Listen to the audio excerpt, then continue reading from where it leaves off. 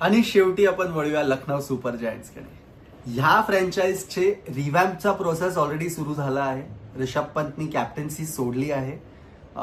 I hope की त्याचे हे 2 वर्षांचा बॅड पॅच सुद्धा संपलेल ह्या कॅप्टन्सी सोडल्यानंतर आणि एक नेक्स्ट इयर आपल्याला ऋषभ पंत जो टॅलेंट आहे आणि ज्या लेवलवर तो क्रिकेट खेळतो आपल्याला त्याचा एक इम्पॅक्ट बघायला मिळेल नेक्स्ट सीझन.